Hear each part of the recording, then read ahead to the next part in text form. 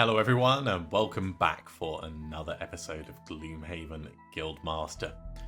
We're back with the Nightshroud and we've swapped in for the Elementalist for our second person. We've got a decent amount of money, but we need a hell of a lot more if we're going to do some of the upgrades that we want. So we're going to carry on leveling our team up and pushing on. In fact, we do actually have a quest we can do for the Elementalist.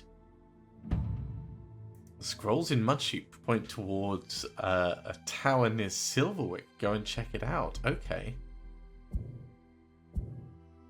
I thought we were going to be going after more money, but this is definitely more interesting.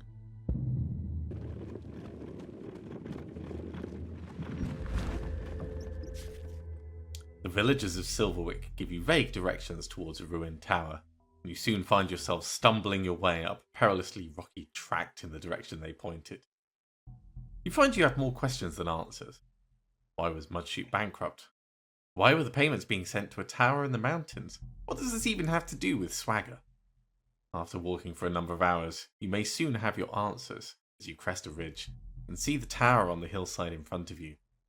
You also see bones and other detritus covering the entrance. It seems something else may have moved in. Okay. Well, we lose if the Elementalist goes unconscious. So, yeah, Nightshroud, Protector. As for the Elementalist, let's have a look.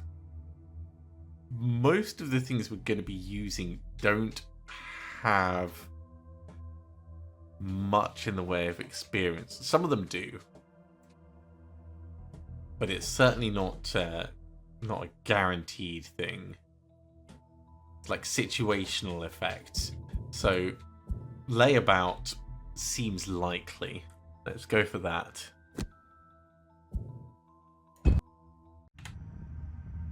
As you enter the tower, the smell of sulfur hits your nostrils. Drake droppings. Okay, well, this is definitely going to be a bit of an advantage for us with our lovely Nightshroud. Doing the direct kill is going to be beneficial, no matter which direction we go. So what have we got? We've got Innate Muddle and Innate Wound. Innate Wound is very dangerous. So the Rending Drake kind of needs to be stopped. And we'll probably end up killing him with Spirit of the Night.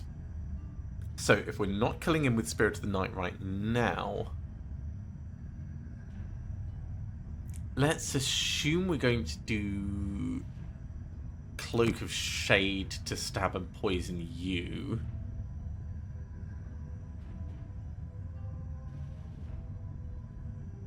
And Doomed Breeze so we can get a nice curse out early.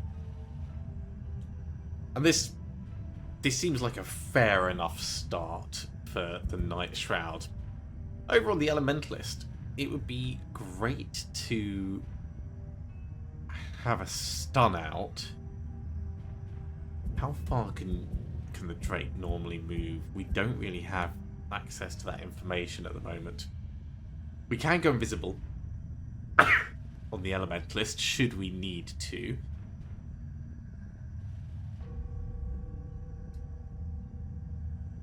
We could also generate frost so we can do stoking hail and kind of lock you in place, but I think it'd be better over here on the Spitting Drake.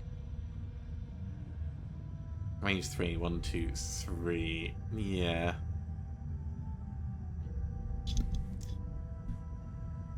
Let's say stoking hail. So we're going to try and frost you up. We're just going to take whatever this pain is. Do we have any healing actually? Let's check that.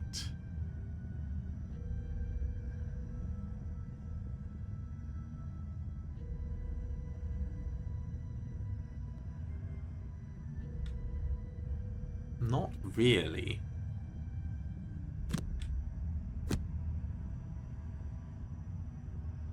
Well, if we don't specifically have any.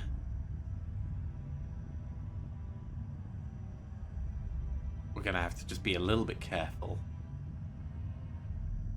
Stoking Hail and Burial. Maybe we'll be able to kill it before needing to freeze it. It gives us some options. That Rending Drake is not going to be going anywhere, thankfully. So we'll be able to kill him next turn.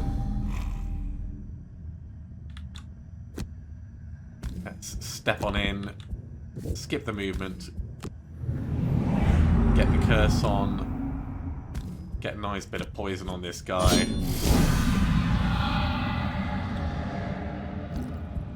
And we'll get back to Doomed Breeze, I think.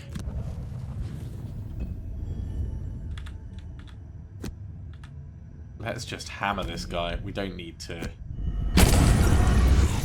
do any more than these hits. I love strong ranged characters. Okay, Dancing Shadows, Spirit of the Night. We'll just get that killed before he has a chance to move. We need to come up and grab this. So Crystallizing Blast will get us onto it. We might have something else that can do a move 3. No, that is the only thing that will get us close enough. So Crystallizing Blast will get us there, and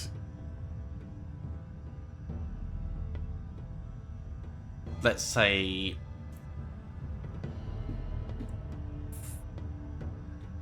Formless Power as just something to pass the time.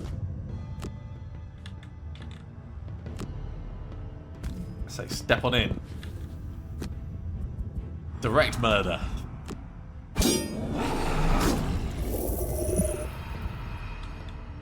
Step on in. Skip the rest of the movement. Skip the attack. A little bit of money. Okay, we're going to grab this over here. Let's go relatively slowly. So we'll say Black Knives and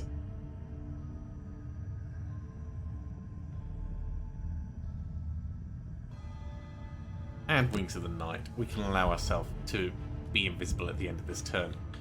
We need to start pushing in and doing stuff in the next room. We can make ourselves invisible with our Cloak of Invisibility. So let's say Lava Eruption to generate a wind.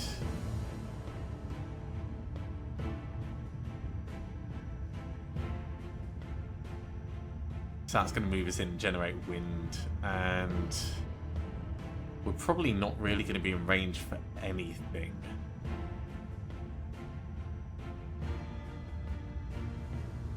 But let's pick Shaping the Ether because that'll get us a little experience if nothing else. Over the door, have a look. Hey, this guy is going to be in range. I can see some pressure plates on the floor there. Apparently someone didn't want just anyone getting in the room at the back. Okay, let's move up. So the Giant Vipers are going to come in a bit closer. The Rending Drake is going to come and wound someone, so we're definitely going to be stunning him. Or going invisible. I think stunning is probably the smarter choice. And then Spitting Drake is going to do just nasty stuff. Yeah, let's be smart about this.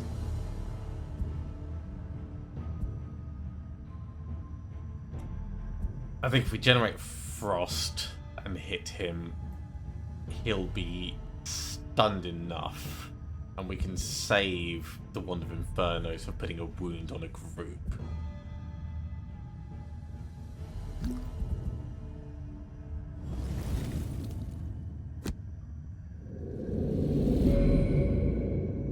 Actually we can't use it this turn. Okay, well we're just going to have to rely on being invisible at the end of this turn then. At the very least, we hit you and buy ourselves a little bit of time. Maybe I should use the Wand of Infernos to get us some fire for next turn.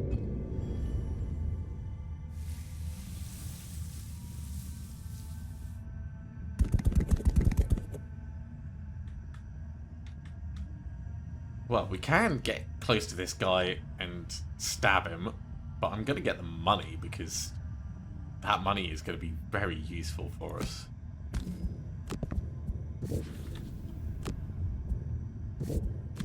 Let's get the attack, go invisible.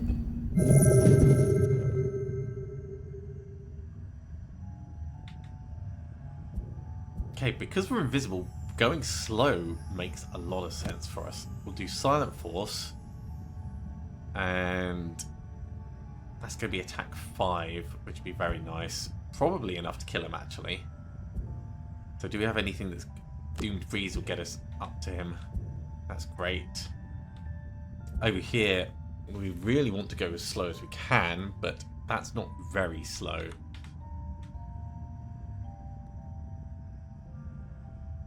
So I think our options really are Ice Spikes to get the wound out. And then Encompassing Shadow so that if there's anything else left, then it'll be at a disadvantage. And there's going to be lots left. Alright, what are you guys doing? Moving to attacking with poison. Yeesh. Nasty, but it is what it is. So we'll hit you.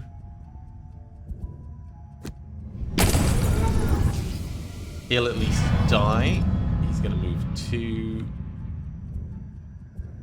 That Rending Drake is going to move 2. So we're not really going to be able to get away from him.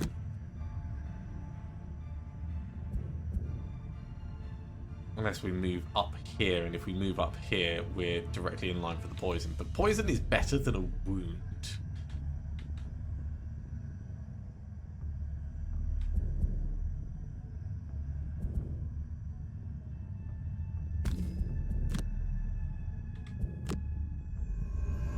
So that's the line we'll play with it.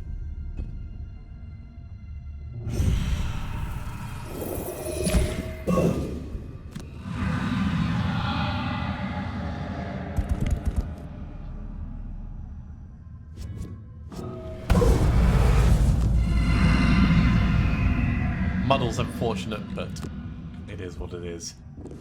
So Boots of Striding will get us right next to this guy.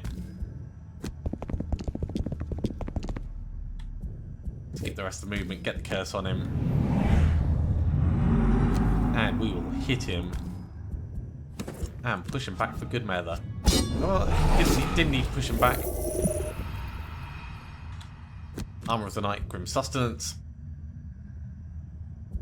And over here, Infernal Vortex and Frigid Torrent. We'll just do what we can. Ooh, there's going to be a bit of stunning coming from you. Definitely do not like that.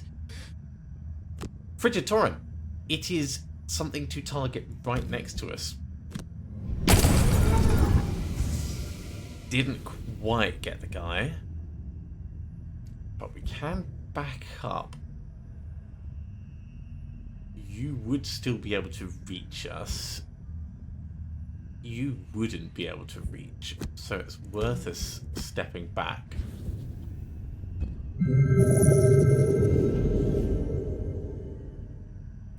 Nightshroud. Unfortunately, we're not going to...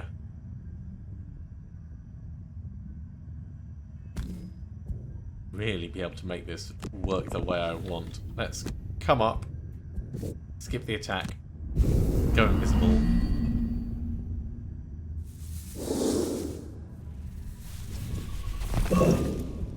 A little bit painful, but we can at least handle that.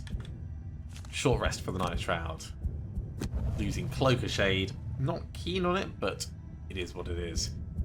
Short rest on the Elementalist. Losing Infernal Vortex. Wow, we've lost our, like, 2 of our quick things. If we generate Dark over here, we can use that Dark to do a murder. So Lava Eruption and Burial gets us going quick.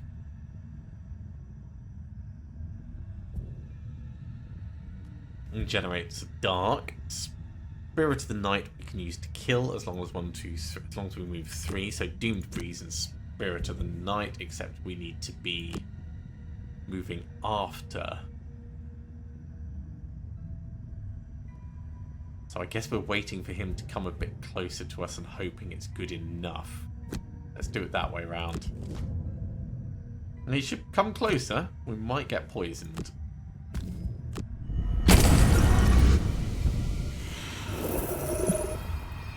There's the dark. Skip the attack.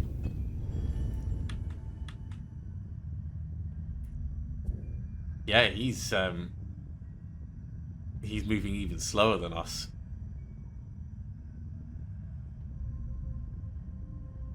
So that's kind of not great for what I was hoping for.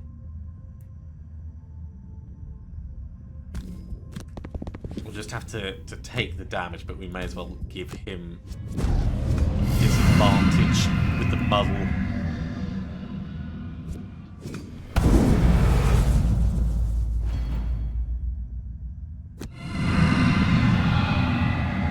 A little bit of poison on us. It's not the end of the earth. Yeah, we'll do Dancing Shadows to get up to him and Black Knives to give him some stabbing. Down here, I think we're just grabbing what we can. So, let's say shaping the ether.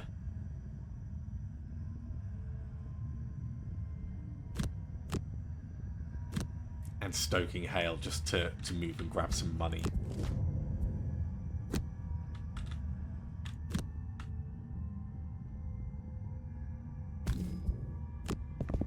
Cut here, skip the movement. Give him a stab, but no push. Yeah, he's going to do a ranged attack, so... Shame about our disadvantage. Would have been very nice to be invisible there.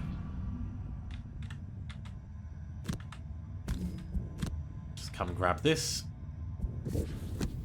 This, unfortunately, is not going to be in range.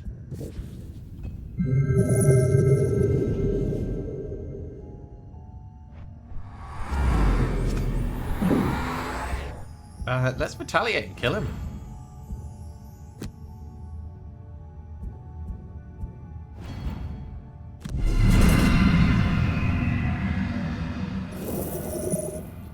That felt good.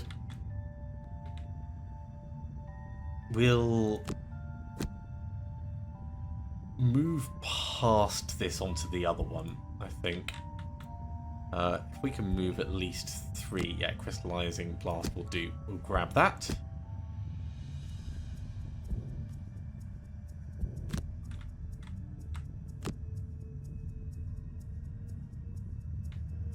There is only one room left, so we can take our time, heal up a little bit.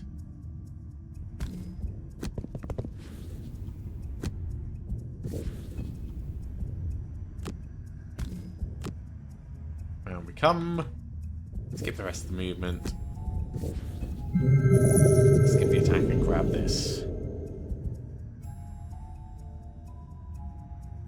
Does feel like we're flying, but we're not actually flying. It is a total illusion.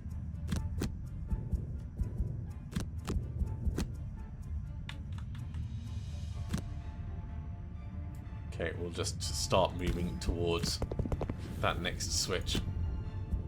Skip the attack, go invisible. We'll do a long rest in order to get our things back.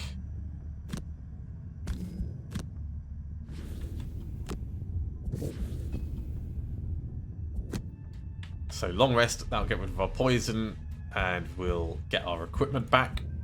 Long rest over here, we'll also get our equipment back. I do like that the Wand of Infernos is reusable. So the Elementalist turn. Seeing as we're doing a long rest, we may as well use the Wand of Storms.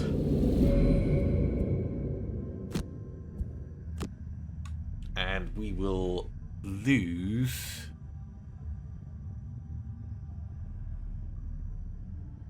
I think we'll lose Shaping the Ether.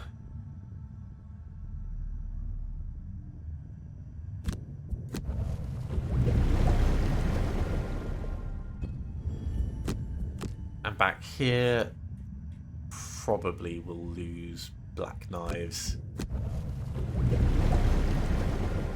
Okay, we are ready to move on and open things up. It would be good to be invisible at the end of whatever this is.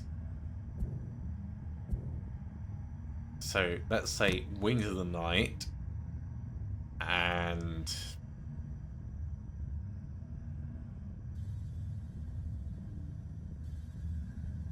Armor of the Night. Over here, it would be good to generate dark on this turn so we can just charge in with our big hitter. But we'll need to be on this space in order for that to be relevant. So we'll keep Lava Eruption ready for next turn. Instead, let's say Stoking Hail to move on here and generate fire. And we'll do a Crystallizing Blast, which we're not going to be in range for, but that doesn't really matter. Let's skip the movement. Go invisible. And the Elementalist. On, generate the fire. Skip the attack.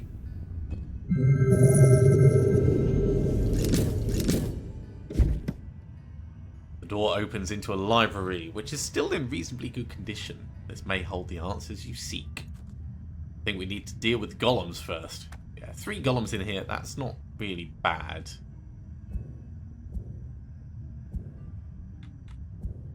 So they've got an innate shield, but these are all normal golems. There are traps in the way, though, which is a bit disappointing. Because I don't have a way to jump past the traps.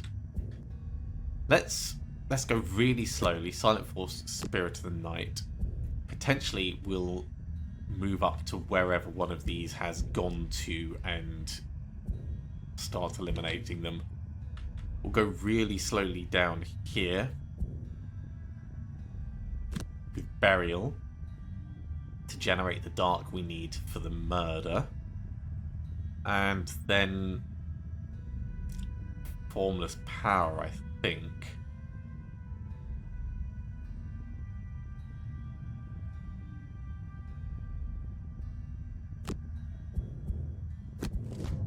They're not moving. Well, if they're not moving, we're going to have to. We don't even generate the dark with that. We're going to have to just get closer.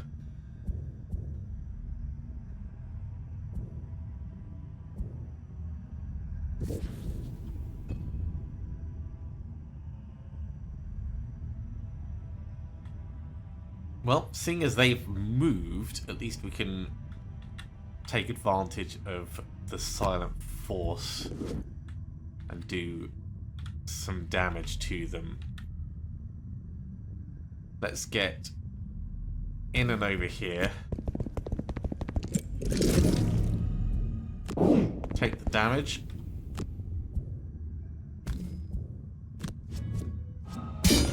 That's a big hit.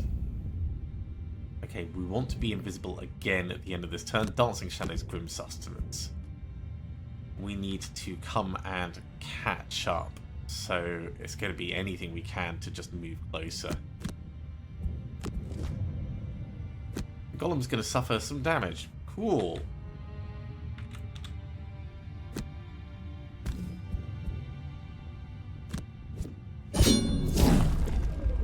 Well, he's dead. We're invisible. And we'll get to here so we can start grabbing money.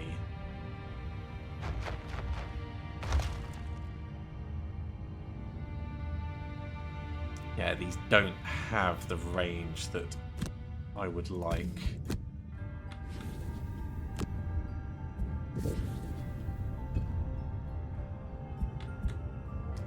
I think it's going to be... A long rest does make sense for the Nightshroud, but we want to keep the fight kind of in this vein. Let's do a short rest. Because we can go invisible again. If we say Dancing Shadows and Wings of the Night, that generates the dark we need for a murder and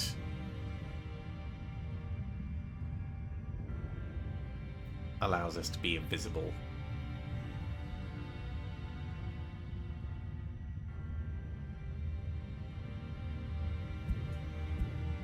Over here, we can do the lava eruption and encompassing shadow. Yeah, they're staying still, so that's fine. Well, let's generate the dark and hit and go invisible.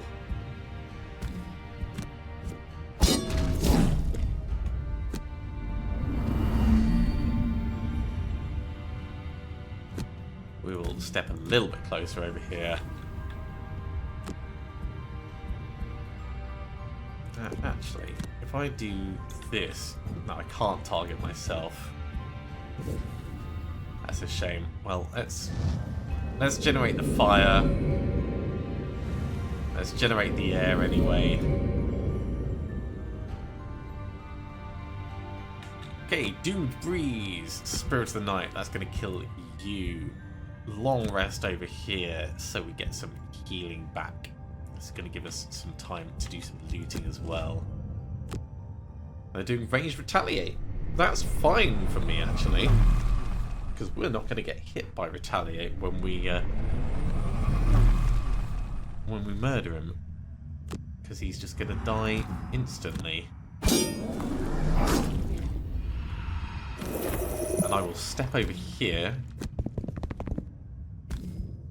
and curse you. 24 gold we're up to at the moment. Long rest, let's lose.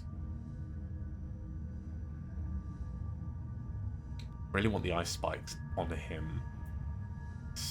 Stoking hail would be good. I think we would need to hit him with a crystallizing blast first to generate the frost we need.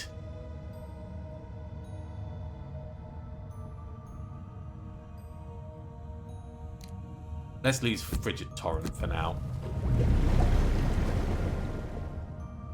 And that's waning, so that'll be gone next turn. So we'll use that so we've got the fire at least. Armor of the Night, Grim Sustenance. And over here, we're going to go for the Ice Spikes, which will give us a decent hit. And Crystallizing Blast will move us up to this, unless he comes out of the way. Oh, he's doing ranged hits. Okay. That's fine. We can kind of stay where we are. No. We'll hit and reposition. That's what we'll do.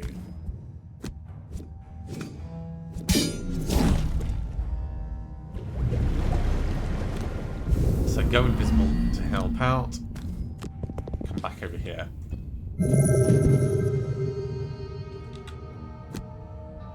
Move all the way in.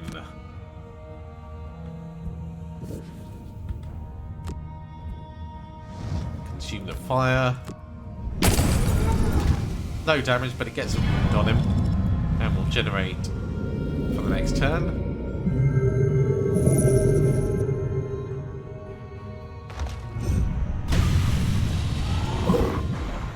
That is painful. I think that's worth us burning a card for. Let's burn Stoking Hail.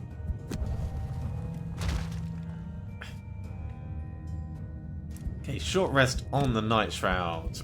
Sure, we can use Grim Sustenance.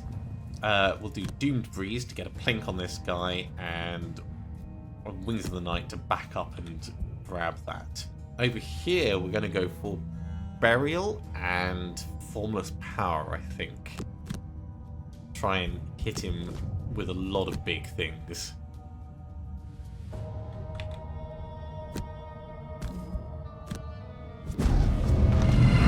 that generates a dark just in case we need to use it next turn.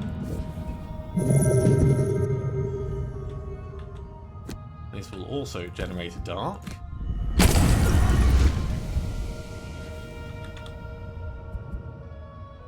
He's going to do a single hit. If we leave him alive until next turn,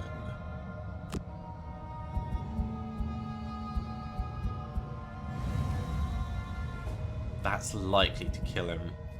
Skip the attack. We'll just tank it on the face for this turn. Dancing Shadows, Armor of the Knight. He's gonna die on his turn, regardless of what happens.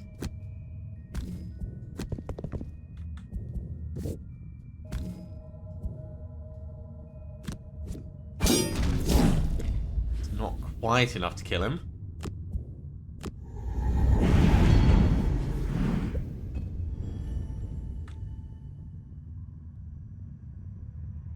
Which means we're not going to get that gold. That's a shame. That is such a shame. We could try for Lava Eruption, but we're not going to be able to cover the distance.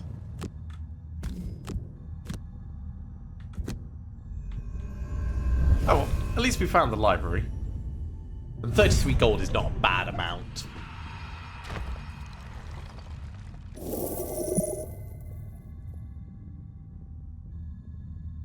And most importantly, we're getting a perk out of this. The tower is now free from things trying to kill us, so let's have a route around. 7 XP for the Nightshroud, in addition to the personal quest. And we have that perk, right? The library contains many musty tomes on all forms of magic, although almost all have since been disproved as poorly researched, and are now only useful as kindling. There is one book of Swagger's handwritten notes. It both details the payments from Mudshroud and talks of the power of the gods given at an ancient temple, accompanied by a crude map. Looking at this paperwork, it looks as if the bandits were in Swagger's pay all along, and that he bankrupted Mudshroud to get enough gold to donate at this temple. The map looks like it at the edge of the forest, up near the School of the Great Oak. Can't have changed much in 100 years. Right, well we know where to head next then. So, we'll do the Elementalist first.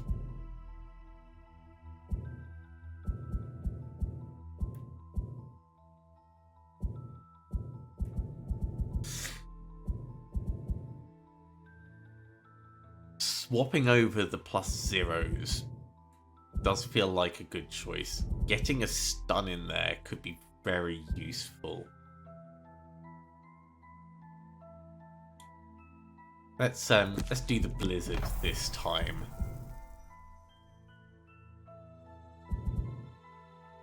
And then eventually we can just get rid of those +0s entirely before we start specializing on individual colors of magic. Okay, the Nightshroud, it's time to level up. Hitting level 5, we're going to want not Claws of the Night, although this is fun. Attack 2 poison with the potential of more attack and generating dark. It's pretty spicy. We want Black Arrow, attack 4, range 4, potentially range 5, Muddle and Curse, or Invisible Self, and then maybe take a shot as well. This is such a good card. And it's so fast. It's super fast. So for the Nightshroud, Dancing Shadows is eventually not going to be part of our kit. So we'll keep Dancing Shadows. We'll take out Black Knives now, and we'll put in Black Arrow. That is a nice addition.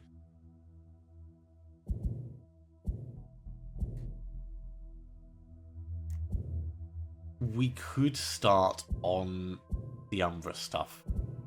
We could also add an extra target in. It's situationally useful. think probably going for the Twilight and Umbra is going to be our best bet. And Nightshroud, you are done for the moment. We're going to swap you out for the Beast Tyrant. Okay, well, just before we finish up, let's have a look at the Enchantress. See if we can afford any of those upgrades that we were talking about previously. Sticking a disarm on Burial, that would be 200. Sticking a wound on Crystallizing Blast, however, that's 175. That we can afford. That makes Crystallizing Blast really quite amazing. It's not a huge amount of damage, but it's the potential for them to drip, drip, drip.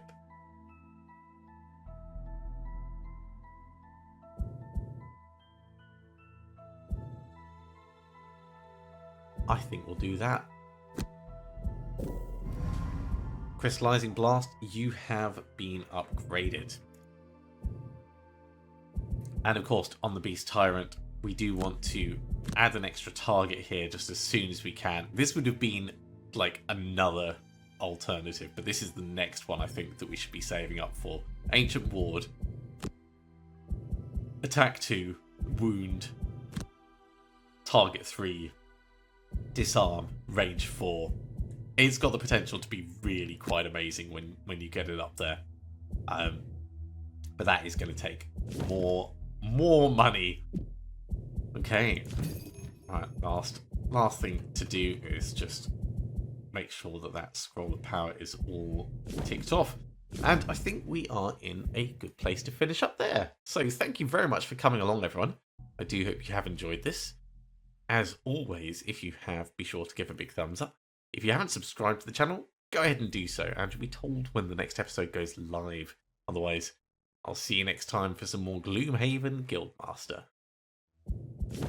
See you soon.